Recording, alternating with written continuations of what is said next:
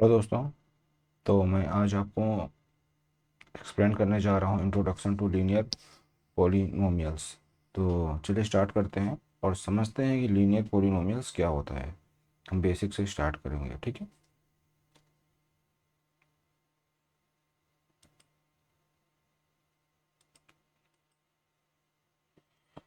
यहाँ पर देखिए, आपको जो टॉपिक दिया गया है वो क्या दिया गया है। सबसे पहले linear introduction to linear polynomial.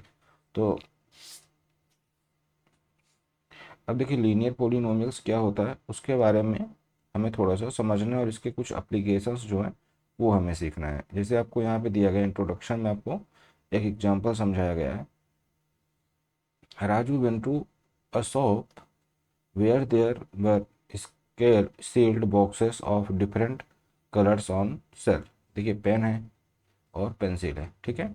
इसमें वेरियस पेन्स रखे हुए हैं एंड पेंसिल्स हैं इस बॉक्स के अंदर।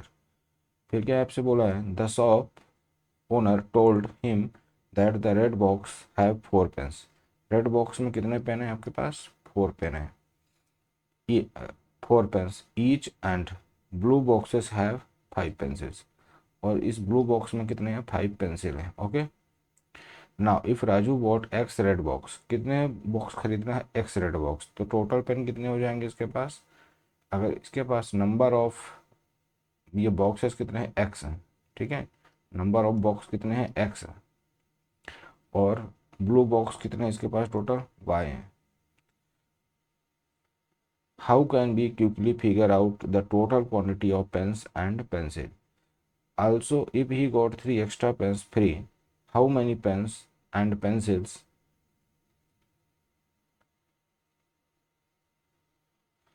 did he get altogether? अब देखो आप, अगर आपसे बोला जाए यहाँ पर कि अगर उसने 4 पेन्स हैं कहाँ पर?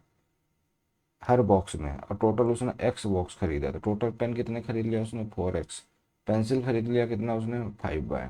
और अगर ये बोला जाए कि एक्स्ट्रा 3 पेन्स है, मतलब बॉक्स के बाहर से भी उसने 3 पेन एक्स्ट्रा ले लिया है, तो इसमें हम क्या करेंगे? 4x+3 कर देंगे। बात समझ में आ गई? तो इस तरह से हमें क्या करना है? लीनियर पोलिनोमियल बनाना है, ठीक है। अच्छा, यहाँ पे बोला है total quantity of pens and pencil, तो हम क्या कर देंगे? 4x+5y। और जब जब हम क्या करेंगे, ये आपका टोटल पेन और पेंसिल है, और जब उसने इसने 3 एक्स्ट्रा पेन लिया है उस केस में क्या हो जाएगा? ये 4x+3+5y।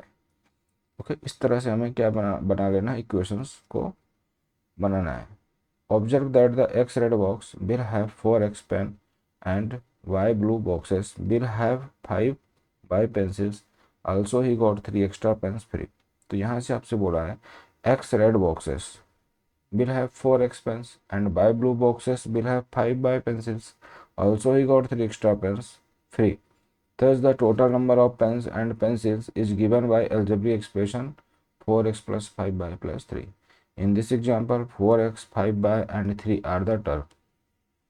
अब हमें यहाँ पर यह सीखना है कि टर्म, कोफिशिएंट्स, कांस्टेंट और वेरिएबल ये सब क्या होते हैं, ठीक है। तो अब आपको मैं यहाँ पर एक्सप्लेन कर रहा हूँ। जैसे यहाँ पर देखिए,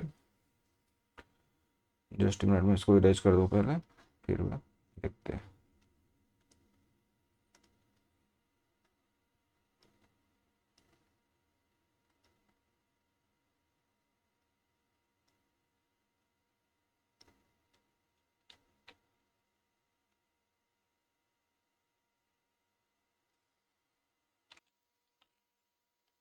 तो देखिए, अब हमको क्या करना है? टर्म फाइंड करना है।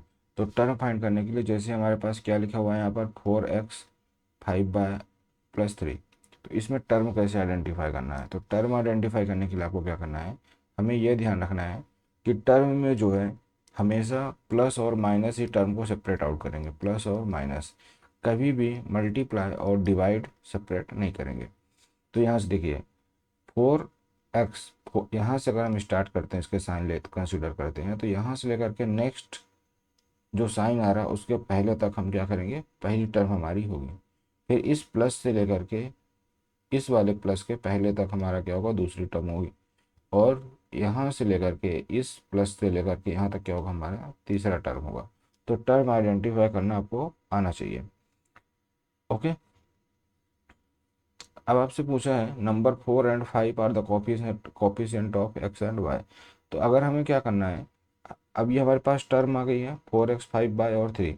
तो अगर इसका हम कोफिशिएंट देखें, इस 4x में x का कोफिशिएंट, 4x में अगर हम x का कोफिशिएंट चेक करेंगे तो क्या आएगा, 4 आएगा। और 5y में क्या आ जाएगा आपके पास, ये न्यूमेरिकल कोफिशिएंट कहलाएंगे आपके, है ना, ये इसमें आ जाएगा 5। अब आते हैं हम कांस्टेंट में। कांस्टेंट क्या है हमारा, तो इसमें कौन सी कांस्टेंट टर्म है जिसमें वेरिएबल नहीं है, तो +3 is the constant. Okay, and from now onwards we will use the widely used alternate word for later numbers variables. Thus in the expression 4x plus 5y plus 3 we said that the variable used are x and y। तो इस expression में हमने कौन से variables को use किया है, एक तो x को यूज किया और दूसरा y को यूज किया है। होप सो आपको ये सारी चीज़ें क्लियर हो रही होंगी बहुत अच्छे से कि कोफिशिएंट क्या होता है, वेरिएबल्स क्या होते हैं, और हमने ये सारी चीज़ें पहले भी क्या कर रखी हैं, पढ़ रखी हैं। तो थोड़ा सा आपको पिछला जो आपने प्रीवियस क्लासेस में अलजेब्रा पढ़ा था ना, वहाँ पर ये सारी चीज़ें एक्सप्लेन की गई थी। तो चलिए अभी देख लेते हैं हम।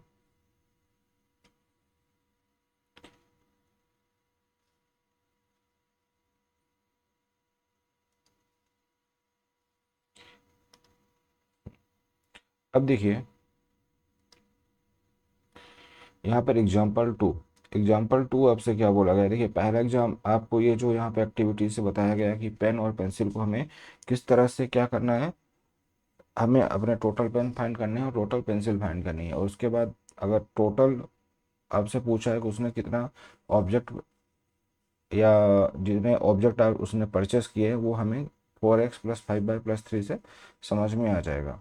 अभी देखिए हमें एग्जाम्पल नंबर क्या बोला गया है, 2 बोला गया है। एग्जाम्पल नंबर 2 में क्या दिया है, a rectangular garden of length L metre and width M metres has to be fenced and decorated. A wire fence is to be laid along the length costing 100 per meter. A wooden fence is to be built along the width costing 80 rupees per meter. Special seats have to be sown throughout the garden which will cost 50 rupees per square meter। यहाँ पे आपको बहुत सारी details यहाँ पर दी गई हैं, ठीक है। तो अगर हमें देखा जाए कि इस क्वेश्चन में हमसे क्या पूछा है, पहले हम ये समझ लेते हैं। ये देखिए आपको, ये आपकी लेंथ हो गई, ये आपकी विड्थ हो गई, ओके। और यहाँ पर आपको कुछ सीट्स शो किए गए हैं, ठीक है ना। तो अब हमसे अगर पूछा जाता है कॉस्ट ऑफ लेंथ, तो लेंथ का कॉस्ट क्या हो जाएगा, टोटल। पहले बात तो हमें लेंथ पता होनी चाहिए, टोटल लेंथ कितनी है। तो अब इधर साइड हमें वुड का किया गया है ना, वुडन, अच्छा वुडन हमारा इसमें है विड्थ में है। तो देखिए ये जो फेंसिंग की गई है इसका कितना हो जाएगा, फेंसिंग चार्ज कितना हो जाएगा, 2L हो जाएगा टोटल, 2L। और पर स्क्वायर मीटर मतलब 100 रुपीज़ पर 100 रुपीज़ आपको क्या लग रहा है, 1 स्क्वायर, सॉरी 1 मीटर का आपको चार्ज लग रहा है। तो 12 मीटर कितना लग जाएगा, 100, ये रुपीज़ में आ जाएगा, ठीक है। इसी तरह से ये देखिए cost of wire fencing along the garden length 2L into 100। इसी तरह से देखिए विड्थ कितनी हो जाएगी हमारे पास, टोटल विड्थ हो जाएगी 2W, W इधर का और W इधर का, टोटल 2W। और कॉस्ट कितना आ रहा है ईच मीटर का, 80। तो यहाँ लिख देंगे हम 80, ओके। क्या लिख देंगे हम यहाँ पर, 80। अब देखिए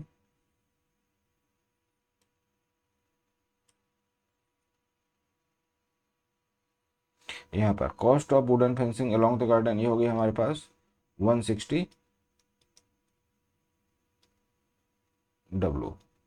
और ये टोटल कितना हो जाएगा हमारे पास, 200L। ये रुपीज़ है, ध्यान रखना है इसको हमने, कि टोटल कॉस्ट कितना हमें पे करना पड़ेगा, है ना। अब सिर्फ हमें यहाँ पे W की वैल्यू रखनी है, जितना विड्थ है ना, जो भी W आपका दिया रहेगा वेरिएबल की वैल्यू उसको आप रखोगे, आपको टोटल रुपीज़ मिल जाएंगे यहाँ से। Cost of sowing seeds throughout the entire garden, तो अब आप देखो अगर इसकी लेंथ कितनी है, L है, और विड्थ कितनी है, W है, तो एरिया कितना हो जाएगा, इसका एरिया हो जाएगा लेंथ इनटू ब्रेड्थ, ओके। अब हमसे यहाँ पे बोला है कि अगर हमारे पास इतना एरिया है, तो 1 मीटर स्क्वायर का हमें कॉस्ट लग रहा है, 1 मीटर स्क्वायर का कितना है हमारे पास कॉस्ट, 50 रुपीज़ है उसने बोला है। तो LB मीटर स्क्वायर का कितना हो जाएगा आपके पास, 50 LB, ये रुपीज़ है। इतने रुपए में ये आपको यहाँ पर कॉस्ट आएगा सीड को बोने के लिए, ठीक है। ये क्या है हमारा मीटर स्क्वायर। तो हो सो ये कंसेप्ट भी आपको यहाँ समझ में आ गया होगा किस तरह से हम वेरिएबल की हेल्प से एक क्या करते हैं, लीनियर पोलिनोमियल बना रहे हैं और उसकी हेल्प से हमें अपनी वैल्यूज को आइडेंटिफाई कर रहे हैं। ओके, जो भी हमें रिक्वायर्ड है। चलिए अब देखिए एग्जांपल नंबर, अब आपको क्या करना है, एग्जाम्पल नंबर जो आपने फर्स्ट रीड किया था उसमें से हमें कुछ क्वेश्चन है। Can you identify the term variable and the coefficient of this algebraic expression. तो यस, आइडेंटिफाई कर सकते हैं हम। And how is it different from the algebraic expression in example first. Okay, तो और ये फर्स्ट से किस तरह से डिफरेंट है। तो इसमें देखिए सबसे पहला काम तो ये है कि हमने इसमें अलग अलग सिचुएशन के लिए क्या किया, हमने अलग अलग, ठीक है। देखो अगर हमें इसका ये जो हमने एक्सप्रेशन बनाया है, ठीक है, तो ये कैसा है हमारा, देखो इसकी डिग्री अगर देखी जाए तो इसकी डिग्री क्या है, 2 है। कितनी है इसकी डिग्री, 2 है। और जो प्रीवियस था उसकी डिग्री एक्सप्रेशन में कितनी थी, 1 थी। तो इस तरह से ये डिफरेंट है, ये हमारा क्या हो जाएगा, इसकी डिग्री 2 है। इस चीज़ का आपको ध्यान रखना है।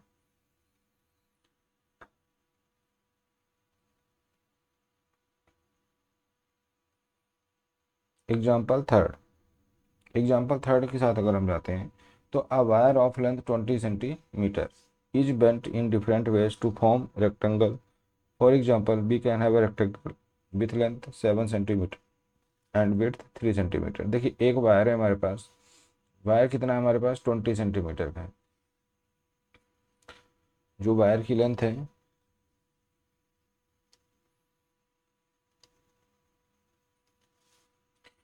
तो जो वायर हमारे पास है, टोटल लेंथ है वायर की, टोटल लेंथ ऑफ वायर कितना हो जाएगा हमारे पास, यहाँ पर देखिए टोटल लेंथ ऑफ वायर हो जाएगा 20 सेंटीमीटर। अब हमें यहाँ पर ये देखना है, जैसे कि हमसे यहाँ बोला है कि अगर हमने क्या किया, इस वायर को समझिए कि ये वायर है हमारे पास, अगर हमने इसको रेक्टेंगल फॉर्म में चेंज किया, कितना रेक्टेंगल फॉर्म में, तो तब भी इसका पेरीमीटर सेम ही आना चाहिए। तो ये 7 है और ये कितना है, 3 है। तो इसका अभी पेरीमीटर क्या आएगा, 20 सेंटीमीटर। मतलब इसकी टोटल लेंथ कितनी आ जाएगी, 20 centimetre. We can also have one of length 5.5 and 4.5 centimetre. अगर आप क्या करते हो कि अगर रेक्टेंगल आप बनाते हो तो आप इस तरह से भी बना सकते हो कि इसको 5.5 ले लो और इसको 4.5 ले लो, तब भी आपका ठीक है, क्योंकि इन दोनों का सम कितना आएगा, 10 आएगा। और 10 का डबल करेंगे तो हमें क्या मिल जाएगा, 20 सेंटीमीटर।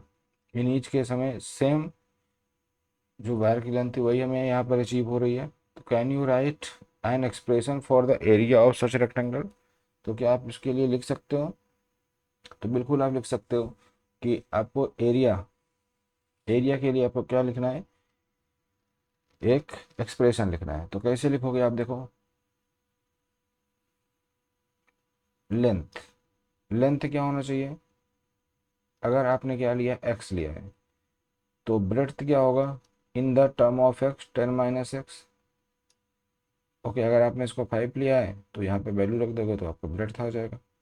अब देखिए हमें एरिया फाइंड करना है, एरिया इक्वल टू क्या होता है, लेंथ इंटू ब्रेड्थ। तो लेंथ हो जाएगा हमारे पास एक्स, ब्रेड्थ हो जाएगा 10 - x। और यही हमारा क्या हो जाएगा, एक्सप्रेशन हो जाएगा फॉर एरिया। तो देखिए यहाँ पर x इंटू 10 - x, इसका मल्टीप्लाई कर दोगे तो क्या मिल जाएगा हमें यहाँ से, ये देख लेते हैं। जैसे ही हम इसका मल्टीप्लाई करेंगे तो हमें मिलेगा 10x - x²। तो हमारे पास ये आ गया क्या, एक्सप्रेशन आ गया। ये कैसे एक्सप्रेशन है, तो एल्जेब्रिक है, ठीक है,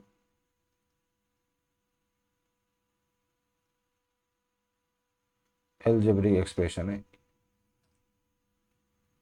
चलिए अब आपसे बोला think and reflect, can you identify the term variable and coefficient of this algebraic expression. आप क्या इसमें टर्म आइडेंटिफाई कर सकते हो? तो इसमें टर्म क्या हो जाएगी हमारे पास, एक तो हो जाएगा 10x और दूसरा हो जाएगा -x²। वेरिएबल्स क्या हो जाएंगे, देखिए यहाँ पे वेरिएबल हमारे पास है x, ठीक है, वेरिएबल x हो जाएगा। टर्म के यहाँ क्या हो जाएंगी 10x और -x²। कॉफिशिएंट पूछा है, कॉफिशिएंट क्या होगा, तो 10x में कॉफिशिएंट 10 होगा और -x² में कॉफिशिएंट -1 होगा। -x² में कॉफिशिएंट क्या होगा हमारा -1 होगा। होप सो ये चीज़ें आपको समझ में आ गई होंगी। अब देखिए बोला can you point out any similar or different difference between the algebraic expression obtain example first and third. तो ये हमारा यहाँ पर क्या है, इसकी भी डिग्री यहाँ पर 2 है, ठीक है। तो ये सिमिलरिटी है कि दोनों क्वाड्रेटिक है ना, और उसमें भी डिग्री क्या थी हमारे पास 2 था। वहाँ पे हमने डबल वेरिएबल यूज किए थे, इसमें फर्स्ट वाले केस में हमने क्या किया था, एक्स और वाई यूज किया था, ठीक है। और इसमें हमने सिर्फ क्या यूज किया, वेरिएबल एक्स यूज किया है। और ये तो हो गई हमारे पास डिफरेंसेस, ठीक है। और अगर हम देखें इसकी डिग्री, फर्स्ट केस में डिग्री क्या थी 2 थी, और यहाँ पर भी डिग्री क्या है 2 है। डिग्री क्या होती है वेरिएबल की, जो ये टर्म है, तो किसी भी टर्म में हमें क्या लेना है, जो इसका हाईएस्ट पावर होगा उसको हम क्या बोलते हैं, डिग्री बोलते हैं। होप सो आपको यहाँ तक सारे कंसेप्ट समझ में आ गया होगा। तो अब हम जो इसके आगे का कंसेप्ट है, जैसे यहाँ पर दिया गया है, ठीक है, क्वाड्रेटिक पॉलिनोमियल्स क्या होते हैं, डिग्रीज क्या होती है ना, पॉलिनोमियल्स क्या है, लीनियर पॉलिनोमियल्स क्या है, और इसके बाद की एक्सरसाइज, ये हम क्या करेंगे नेक्स्ट वीडियो में मैं आपको एक्सप्लेन करूँगा। तो अभी जो मैंने आपको आज आपको इसका एग्जाम्पल्स एक्सप्लेन किए हैं कि हम किस तरह से वेरिएबल की हेल्प से एक्सप्रेशन को क्रिएट करेंगे, वो आज हमने सीखा है। नेक्स्ट लेक्चर में मैं आपको सिखाऊंगा कि टाइप्स ऑफ पॉलिनोमियल्स क्या है। ओके, तो चलिए आज के लिए बस इतना ही, थैंक यू।